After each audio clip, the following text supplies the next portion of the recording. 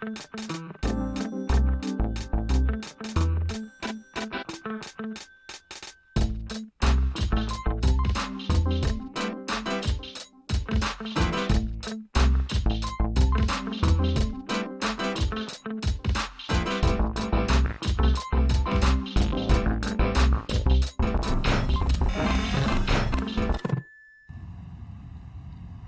morning, Spartans. Today is April 27th, the time is 8:25, and this is Fast Forward. It is the 117th day of the year. It was on this day in 2006 that construction began on the Freedom Tower, which was later renamed One World Trade Center in New York City. Now let's get straight over to your morning headlines.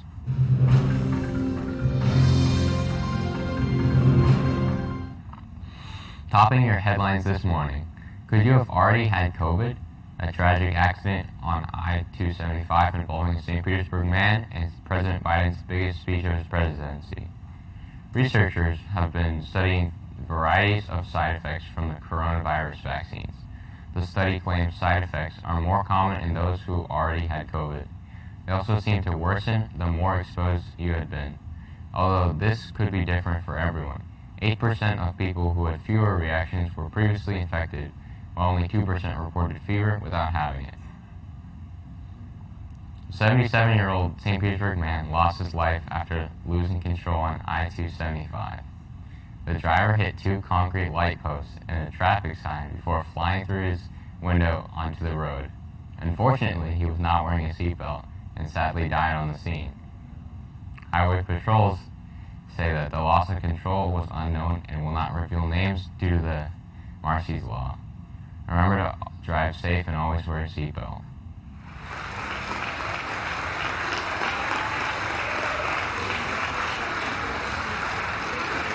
And in the process, while this is all going on, the economy created more than 1,300,000 new jobs in 100 days. More jobs in the first. Last night, President Biden gave a speech to Congress addressing American struggles. For the first time, he had two powerful women seated behind him, Vice President Harris and House Speaker Pelosi.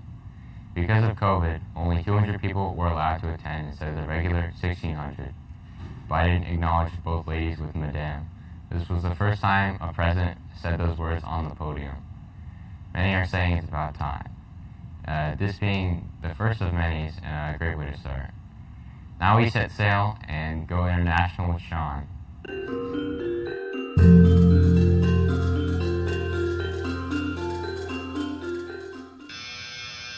Thanks, Justin. I'm Sean, back again with your trip around the globe. Did you know India is the second most populous country in the world? Yet with its poor healthcare, COVID-19 has made it difficult for them to keep up. The pandemic's second wave hit the country hard, bringing the total number of cases to over 17.9 million cases. Yesterday, the country's death toll passed 200,000. Over in Russia, the foreign minister warned Ukraine's officials yesterday that Russia would not push for a peace deal for eastern Ukraine. Fighting between the two countries started in eastern Ukraine shortly after Moscow's 2014 annexation of Ukraine's Crimean Peninsula. More than 14,000 people have been killed in the 7-year-long conflict between the two countries. Down in Brazil, a new species of tiny neon orange toadlet was discovered, but was originally found in 2016 when thought to be a different species until further research yesterday showed otherwise.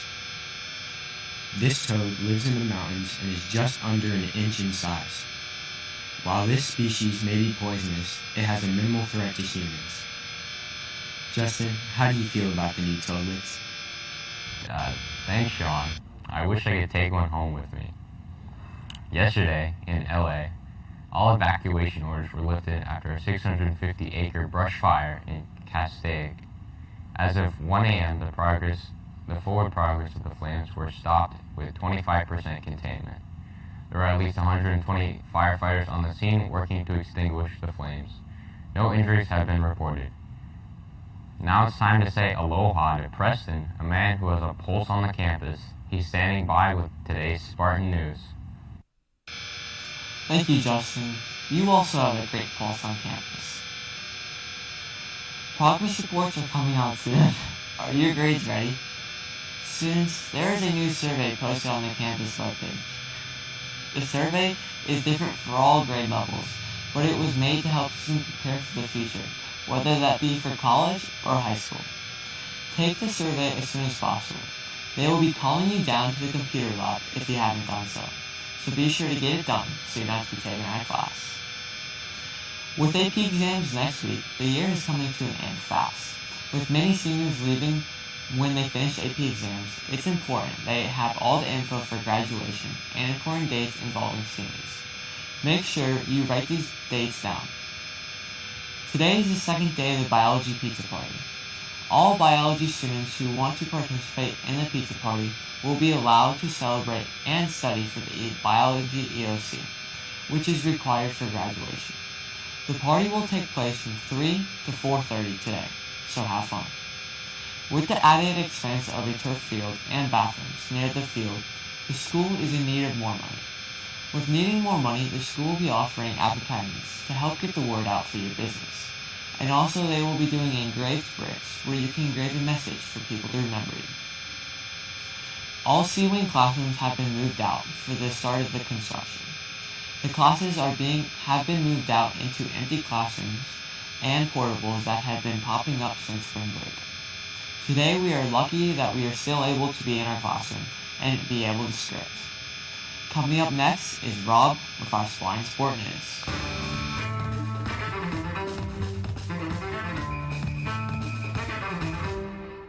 Hello, I'm Rob with the scoop on all local and Spartan sports. Let's start out here at Lakewood.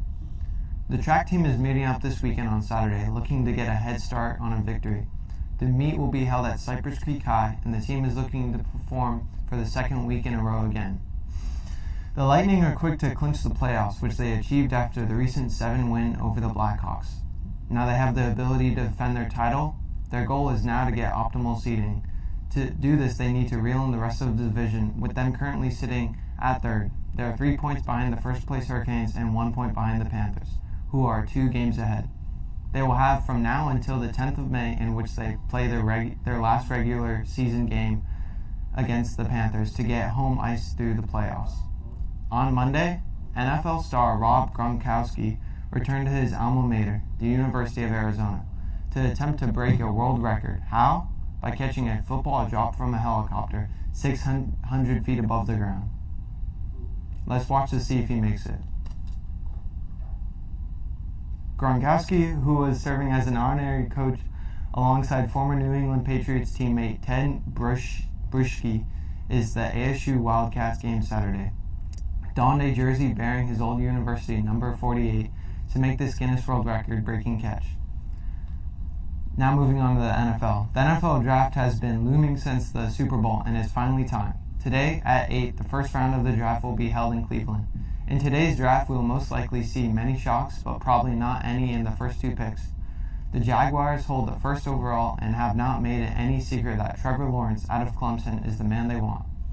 The New York Jets is second and overall and have kept a similar strategy, with it being clear that Zach Wilson, quarterback of the BYU, will be heading to MetLife Stadium after tonight. The Bucs this year have the 32, and some mock drafts have been taking them running back Najee Harris from Alabama. That's it for sports today. Justin, are you going to be watching the draft tonight? Probably not, but thank you, Rob. Now we look at the weather. The highs will be up in the upper 80s all week, with lows in the low to mid 70s as it slowly gets higher over the next few days. There's a small chance of rain over the weekend. A Virginia Girl Scout Council. Alright, that's it. Oh wait, a Virginia Girl Scout Council is offering a unique spin on contact-free cookie delivery by having the boxes distributed via drone. The Girl Scouts of Virginia Skyline Council teamed up with Wing, a subsidiary of Google parent company Alphabet Incorporated, to offer drone delivery for Girl Scout cookies in Christiansburg.